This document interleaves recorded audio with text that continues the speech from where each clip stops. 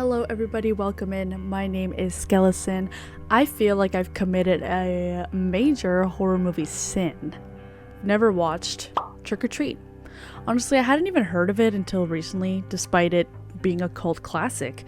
It all started when I walked through Spirit Halloween and saw so many references to this movie.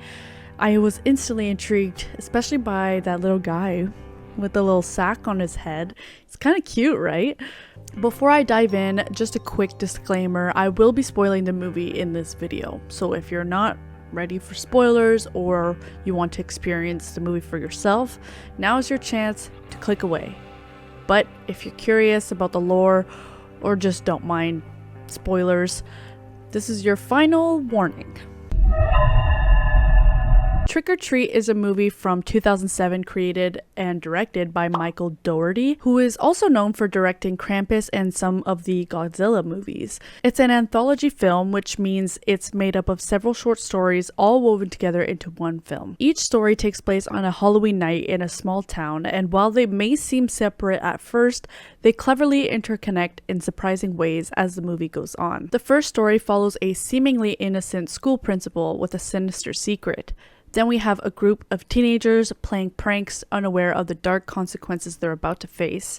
There's also a group of young women bonding in some interesting ways. And finally, a reclusive old man haunted by his past, trapped in his house. At first glance, these stories might seem totally separate, but the director does an incredible job at weaving them together.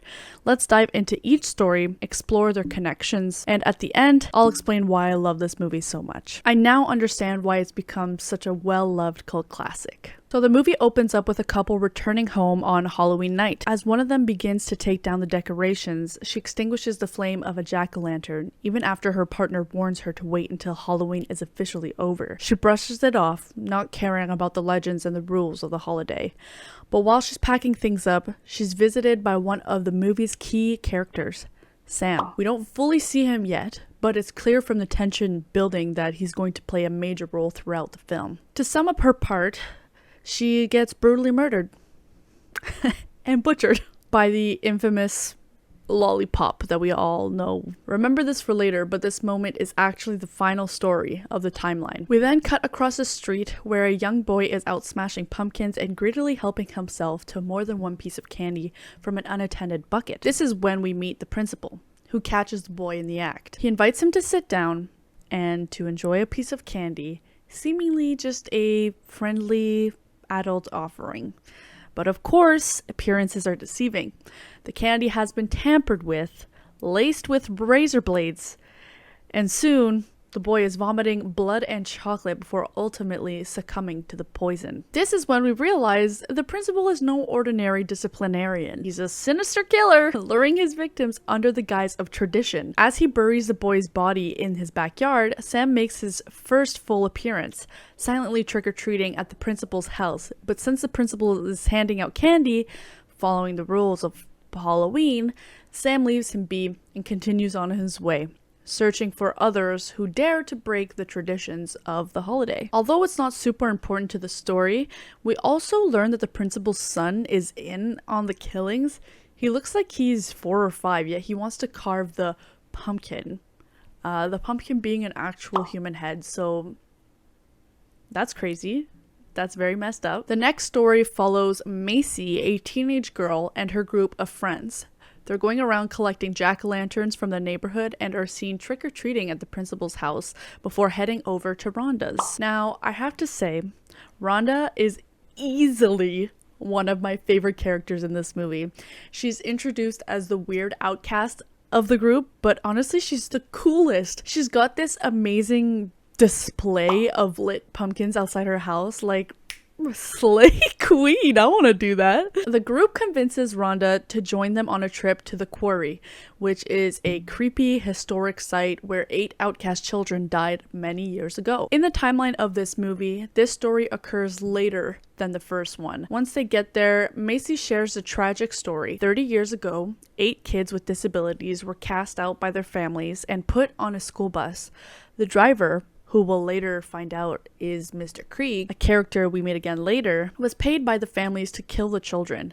But things went horribly wrong when one of the kids panicked got free, and accidentally drove the bus off a cliff into the quarry, killing everybody on board. So, Macy explains that they need 8 jack-o'-lanterns to honor the spirits of the 8 kids. She and the other friends go down to the quarry first, leaving Rhonda and another friend behind to bring the rest of the pumpkins once the elevator comes back up, giving them time to set up a little prank.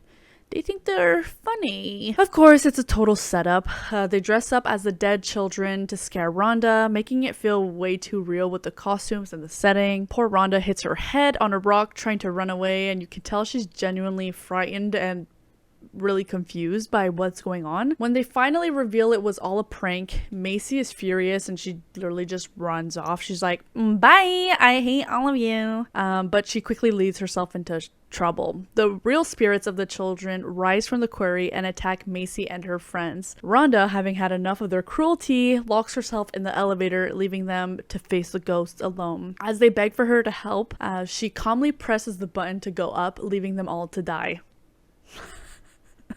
I'm not making this up, bro. When that happened, I was literally there like I know technically she just let a bunch of kids get murdered by ghosts, but honestly, I was so proud of her in that moment. After everything they put her through, it felt like such a heroic move, and I couldn't help but cheer for her. So this story in particular focuses on the Halloween rule of respecting the dead and keeping pumpkins lit. The kids break this first rule by using the tragic history of the quarry children for their prank. This is confirmed when Sam passes by and exchanges a glance with Rhonda before walking away. She's the only one who followed the rules. This moment is also key for understanding the timeline of the movie. Principal's story happens first, while Rhonda's is technically the third story when we follow Sam's movements through Halloween. Keep that in mind as we dive into the rest of the stories. It's a clever way the film ties everything together. Moving on to the next story, we follow a group of women getting ready for a night out. They're all focused on finding dates, particularly Lori, who the others teasingly call a virgin. They insist she wears a costume, hinting at another Halloween rule, that it's tradition to wear a costume on Halloween night. Lori, struggling to find a date, decides to hang back at the Halloween festival in town while the others head off to their party. This is where the principal from earlier makes his second appearance, this time dressed as a vampire with metal fangs, killing women in the streets. As Lori walks through the festivals, still dateless, the principal, disguised as a vampire, targets her for his next kill. However, later on, we see a man wearing Lori's red hood fall from a height. At first, her friends worry it's Lori, but they quickly realize it's the principal, now Lori's date to the party. Here's where the twist comes in. Lori and her friends are all werewolves, and she's called a virgin because she's never killed anyone before, and the principal ends up being her first kill. So as the werewolves transform and begin devouring their dates, we see Sam sitting contentedly on a little log, just watching the scene unfold. Since the women are following the Halloween rules, they're spared from Sam's wrath, and this scene marks the last event in the timeline before the opening sequence. I know the way I'm explaining the timeline might seem a little confusing right now, but I promise it will all come together soon. Next, we shift focus to an old man named Mr. Krieg, who seems to absolutely hate Halloween. I mean, how can you hate the literal best holiday? No clue. Anyway, he dresses up his dog, named Spite, to chase away any trick-or-treaters that dare come to his door, while he relaxes and watches TV. At one point, Spite starts barking in the backyard, so Mr. Krieg goes to investigate. He hears his neighbor, the good old principal we met earlier, who is, oh yes, literally bearing a body. So we now know this is the second event in the timeline. Mr. Krieg just shrugs it off and heads back inside with his little pup. Since he broke the rule of passing out candy on Halloween, he gets Sam's attention. Sam scares Mr. Krieg by leading him upstairs to his room and lighting a pumpkin and writing "trick or treat, give me something good to eat" all over his walls, and everything is written in blood. I personally thought this scene to be quite cool and freaky. Sam then attacks Mr. Krieg with a razor blade. Not just your average box cutter though. This razor blade is in a chocolate bar. And can you connect the dots? It is the same razor blade chocolate he received from the principal's house just moments before. Mr. Krieg runs away but slips on candy and glass on his way down the stairs. This movie does a great job also at reminding you to check candy before eating it. What follows is a wild battle between the two. At one point, Mr. Krieg manages to rip off Sam's mask, revealing that Sam's got a pumpkin head underneath. How cute, right? This part was one of my favorites because it shows that Sam isn't just some kid, which at first I thought it was, but the actual spirit of Halloween itself. The Halloween enforcer, or the spooky police, if you will. Just when it looks like Mr. Krieg is about to meet his end, Sam tries to stab him, but hits a chocolate bar instead. And because of that, Sam spares him, because technically Mr. Krieg did give candy to a trick-or-treater by doing that. So Mr. Krieg learns from this and begins to pass out candy to the kids knocking at the door. However, it's not over there. Remember earlier I mentioned Mr. Krieg was the name of the bus driver who was paid to kill all those poor little kids? Yeah, it's the same guy. So he opens the door to see that the ghost children of the quarry are back to haunt him, finishing off his part of the story. So let's look over Sam's timeline once more to make sure it's not too confusing. So firstly, we start with Sam trick-or-treating at the principal's house, where he gets the candy. From there, he heads over to Mr. Krieg's house. Once he leaves, he passes Rhonda and the children of the quarry. I believe those kids were summoned to see Mr. Krieg, but they also dealt with the pranksters who disrespected them. He then proceeds into the woods, meeting the lovely werewolf ladies, and finally he is walking down the street once he sees the opening lady blowing out the pumpkin lantern and taking down her decorations before the end of Halloween night, ultimately killing her. Although the timeline seems confusing while watching the movie because you feel like Sam is everywhere all the time, the ending does a good job of showing you the order of his appearances by showing little clips all together at the end. So now let's talk about the spirit of Halloween himself. It wasn't until after watching the movie that I realized Sam is actually named after Samhain, spelled Samhain, but it's pronounced Samhain, the pagan tradition that marks the end of the harvest season and the beginning of the colder months. This tradition is where our modern day Halloween comes from. Sam's main role is enforcing the rules of Halloween, which as we've seen include passing out candy, not blowing out jack-o'-lanterns before midnight, leaving decorations up until November 1st, wearing costumes, and of course, respecting the dead. If there are any other rules that you notice that I didn't mention, let me know.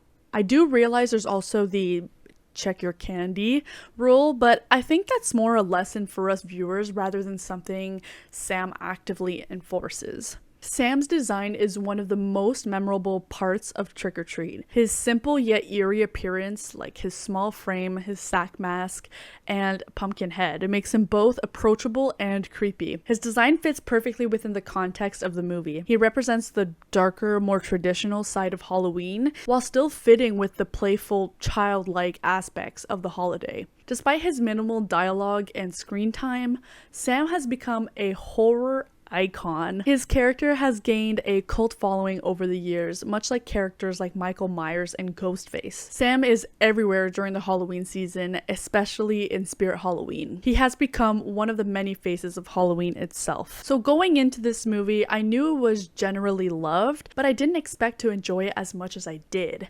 I was anticipating more mindless kills with less depth, and definitely didn't expect the rich lore, fascinating characters, or the way all the stories would weave together in such an interesting way. This was my first anthology, and now I absolutely love that format. I already have another anthology lined up, which is Scary Stories to Tell in the Dark.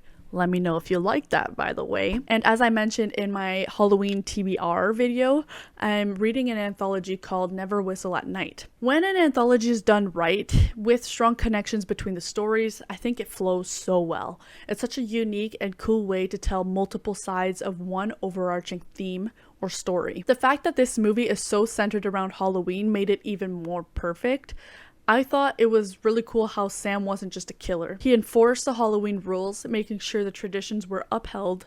And funny enough, killing on Halloween is fine, but if you don't wear a costume, you're done. Interesting. It makes me wonder though, what would happen if your jack-o'-lantern flame went out because of the wind?